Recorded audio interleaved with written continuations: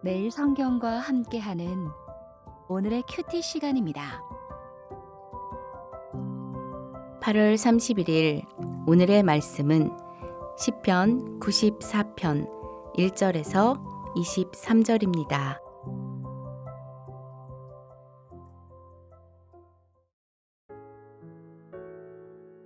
여호와여, 복수하시는 하나님이여, 복수하시는 하나님이여, 빛을 비추어 주소서.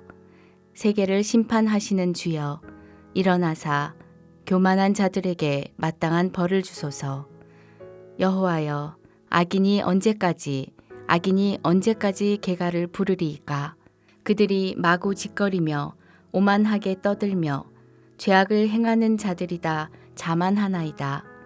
여호와여, 그들이 주의 백성을 짓밟으며 주의 소유를 곤고하게 하며 과부와 나그네를 죽이며 고아들을 살해하며 말하기를 여호와가 보지 못하며 야곱의 하나님이 알아차리지 못하리라 하나이다.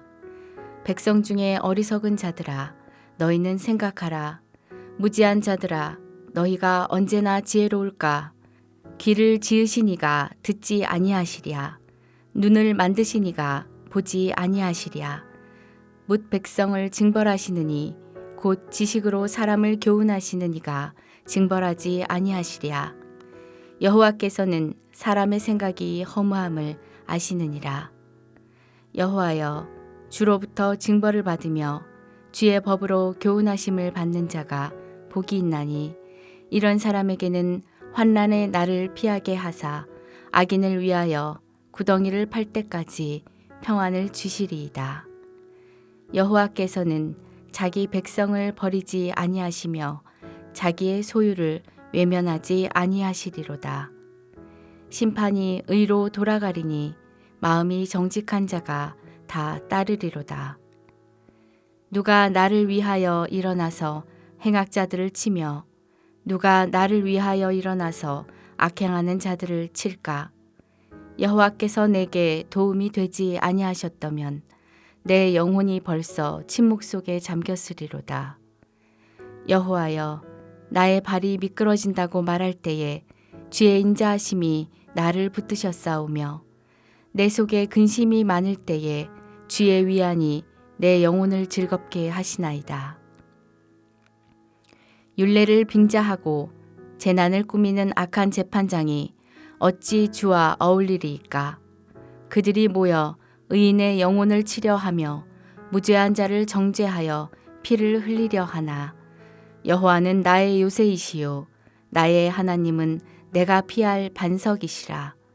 그들의 죄악을 그들에게로 되돌리시며 그들의 악으로 말미암아 그들을 끊으시리니 여호와 우리 하나님이 그들을 끊으시리로다. 시편 94편을 한 절씩 살펴보겠습니다. 시인은 1, 2절에서 복수하시는 하나님을 반복하며 이 시의 주제를 암시하려 합니다. 다만 복수하다라는 단어를 심판하다, 응보하다의 의미로 이해하는 것이 더 좋겠습니다. 시인은 이 점을 2절에서 세계를 심판하시는 이미지로, 교만한 자들에게 그들의 행위를 되돌려 주시는 이미지로 다양하게 보여주며 그 주제를 구체화시킵니다. 시인은 3절부터 7절까지 악인을 묘사합니다. 그들의 악행은 말하는 이미지로 3, 4절에 드러납니다. 5, 6절에 그들이 기뻐 부르는 승리의 계가는 다름 아닌 백성들을 짓밟고 가혹하게 다루고 난 이후에 부르는 승리의 노래입니다. 그들이 싸워 죽인 것은 적군이 아니라 과부와 나그네 그리고 고아들이라는 점에서 이 시를 읽는 이들은 분노가 치밀어 오를 것입니다. 7절, 그러면서도 그들은 하나님이 알지 못한다고 말합니다. 그래서 3절에서 시인이 하나님을 향하여 악인이 언제까지를 강조하며 하나님께 탄식하였던 것 같습니다. 악인들의 말을, 이 복장 터지는 소리를 과연 언제까지 들어야 합니까? 아마 시인이 1, 2절에서 심판하시고 응보하시는 하나님을 찾았던 까닭도 여기에 있던 것은 아닐까요? 그들의 행위들을 그들에게 되돌려 달라는 시인의 절규가 새롭게 느껴집니다. 시인은 조금 분위기를 달리하여 8절부터 11절까지 어리석은 사람에게 말을 건넵니다. 이 단락은 상당히 지혜 문학에서 중요하게 다루는 표현들이 많습니다. 시인은 지혜에 대하여 말하려고 하는 것 같습니다. 8절, 시인은 사람들의 어리석음에 대하여 비난 섞인 말을 합니다. 9절, 귀와 눈을 만드신 하나님께서 듣고 보지 못하는 것이 말이 되느냐고 따져 묻습니다. 10절, 하나님은 사람을 징벌하심으로써 그들을 교훈하시는 분입니다. 11절은 8절과 대조를 이룹니다. 어리석은 자들은 알지 못하지만 하나님은 알고 계시다는 점을 시인은 보여주려고 합니다. 사람의 생각이 결국에는 헤벨, 즉 있는 것 같으나 쉽게 사라진다는 것을 사람은 알지 못하지만 하나님은 아십니다. 8절부터 11절에 나오는 어리석은 자들이 3절에서 7절 사이에 나온 악인들과 같은지는 불분명합니다. 그럴 수도 있고 아닐 수도 있습니다. 왜냐하면 12절부터 15절 때문입니다. 12절부터 15절은 복 있는 사람에 대한 이야기입니다. 마치 시편 1편에 나오는 것과 매우 유사합니다. 그런 점에서 본다면 이 단락이 말하는 분위기는 긍정적이라 할 수 있습니다. 비록 지금은 지혜가 없으나 하나님의 징벌과 교훈을 잘 받아들인다면 복이 있을 것이라는 긍정의 맥락에서 이해하게 됩니다. 따라서 8절부터 11절에 등장하는 사람들은 완전히 악인도 아니고 그렇다고 아직은 지혜로운 사람도 아닌 그런 사람들을 시인은 염두에 두고 있다고 봐야 합니다. 비록 그들이 아직은 지혜롭게 행동하는 것은 아니지만 하나님에 대해 배운다면 그 행동이 달라질 여지가 있는 사람들이라 여기고 말하는 것 같습니다.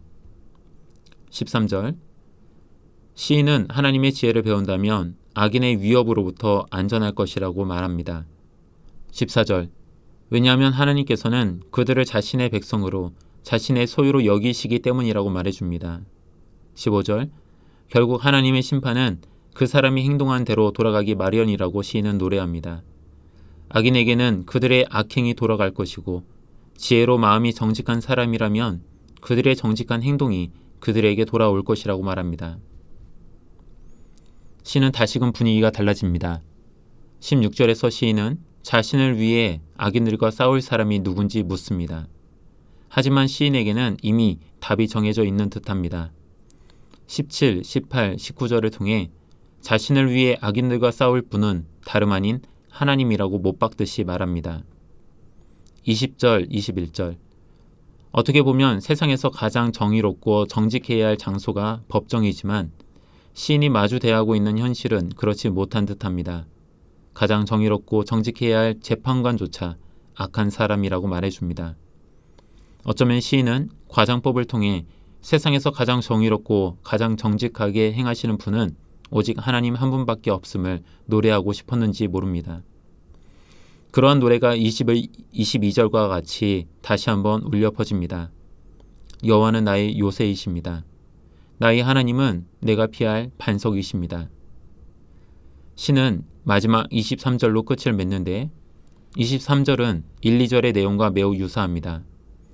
악인의 행위를 규탄하며 외쳤던 악인의 행위들을 그들에게 되돌려 주소서라는 말로 시편 94편은 수미상관의 구조를 통해 그 주제의식을 분명하게 말하며 마칩니다. 시편 94편이 조금은 복잡한 구성을 가지고 있지만 히브리 문학의 경향성을 염두하고 이 시를 본다면 아마 12절에서 15절을 강조하려는 것 같습니다. 이 시는 하나님의 징벌과 지혜를 통해 복이 있는 사람이 되라고 강조합니다. 이 시를 읽는 사람은 어쩌면 가난한 자들을 괴롭히는 악인일 수도 있습니다. 그러나 시인은 악인이 누구인가를 규정하는 것이 목적이 아닙니다. 모든 사람들이 다 악인이 될 수 있습니다. 하지만 계속해서 악인으로 머물러 있어서는 안 된다고 시인은 말하려고 하는 것 같습니다. 어쩌면 이 시를 읽는 이가 하나님의 징벌을 받을지도 모릅니다. 그러나 그 징벌을 통해 하나님께로 돌아설 수 있다면, 하나님의 법을 통해 교훈을 받는다면 하나님께서는 자신의 백성을 외면하지 않을 것이라고 시인은 강조하고 싶었던 것 같습니다. 이와 같은 맥락을 앞선 시편 93편과 연결해 볼 수 있습니다. 스스로 높아지려는 그물과 같은 우리를 향하여 시인은 그렇게 계속해서 살면 하나님께서 보응하실 것이지만 만일 우리의 행동을 돌이키면 하나님께서는 외면하시지 않을 것이라고 가르쳐주고 싶었던 것 같습니다. 이와 같은 시인의 목소리에 우리의 귀를 기울여 보면 좋겠습니다. 하나님께서는 우리의 행동 모두를 비춰보시는 분이십니다. 그리고 그에 걸맞은 보응을 하시는 분이심을 기억합시다. 기도하겠습니다. 우리의 행동 하나하나를 보시는 주님, 우리의 말 하나하나를 들으시는 주님, 우리 가운데 죄된 모습이 있음을 다시금 고백하고 회개합니다. 하나님의 말씀을 따라 우리의 삶을 조종하고 수정하기를 원합니다. 말씀으로 새롭게 되기를 원합니다. 말씀으로 복된 삶을 살기를 원합니다. 우리를 기억하시며 놓지 않으시는 주님이시기에 더욱 감사합니다. 주님께서는 삶의 모습에 걸맞은 보응을 하시는 분이심을 우리가 기억하고 잊지 않게 하옵소서. 예수 그리스도의 이름으로 기도드립니다. 아멘.